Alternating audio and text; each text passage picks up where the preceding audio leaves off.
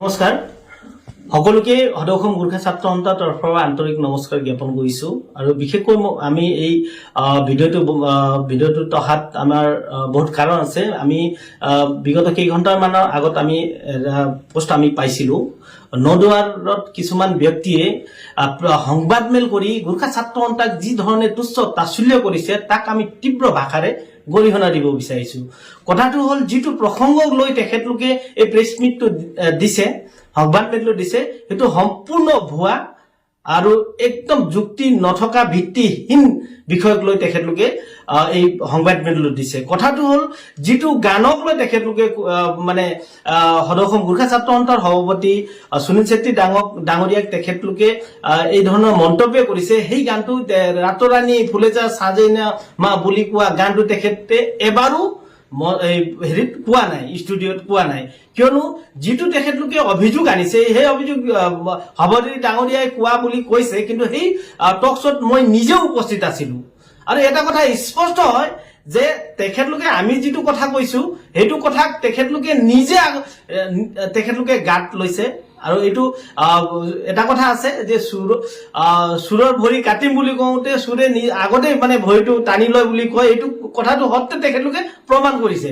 কথাটো হল আমাৰ স্পষ্ট হয় যিবিলাক সমষ্টিত গোৰ্খা ভোটাৰ বেছি আছে, গোৰ্খা ভোটাৰ থকা যিবিলাক সমষ্টিবিলাক আছে সেইবিলাক বিধায়কে যাতে গোৰ্খাসকলৰ সকলো সমস্যা সমাধানৰ কাৰণে কাম কৰক বুলি আমাৰ কথাটো হয়, কিন্তু তেখেতলোকে ইয়াত বিপৰীত ৰূপে তাক উত্থাপন কৰি যি ধৰণে সদৌ গোৰ্খা ছাত্ৰ সন্থাৰ সভাপতি সুনীল চেত্ৰী ডাঙৰীয়াক তেখেতলোকে তুচ্ছ তাচ্ছিল্য কৰিছে। তেখেতলোকে অনতি পলমে গোৰ্খা ছাত্ৰ সন্থাৰ ক্ষমা খুজক, নহলে ইয়াৰ পৰিণতি ভয়াবহ হ'ব। আৰু আমি আহ্বান কৰিছো নদুৱাৰবাসী সকলো গোৰ্খাসকলক যে এই কেইজন ব্যক্তিয়ে গোৰ্খা ছাত্ৰ সন্থাক বিনা অৰ্থত বিনা কাৰণত তেখেতে যিবিলাক তুচ্ছ তাচ্ছিল্য কৰিছে তাৰ কাৰণে তেখেতলোকক জবাবদেহি কৰক, কিন্তু অন্যথা যদি সদৌ গোৰ্খা ছাত্ৰ সন্থাই ইয়াৰ ব্যৱস্থা ল'ব লগা হলে কিন্তু ইয়াৰ পৰিণতি ভয়াবহ হ'ব। কথা হল আমাৰ স্পষ্ট কথা হয়, আমি সেইবিলাক বিধায়ককে আমি সকিয়নি দিব বিচাৰিছো যিবিলাক বিধায়কে তেখেতলোকৰ অনুমতি অবিহনে কোনোৱে একো কাম কৰিব নোৱাৰে।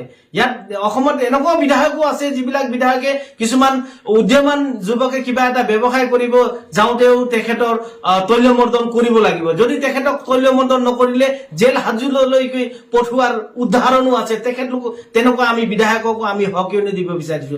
আৰু গোৰ্খা উদ্যোগীত বহুত তেনেকুৱা বিধান সমষ্টি আছে, কেৱল মাত্ৰ নদুৱাৰ সমষ্টি নহয়। আৰু এটা কথা আপোনালোকে জানি থোৱা উচিত যে সুনীল চেত্ৰী নদুৱাৰ সমষ্টিৰ সভাপতি নহয়।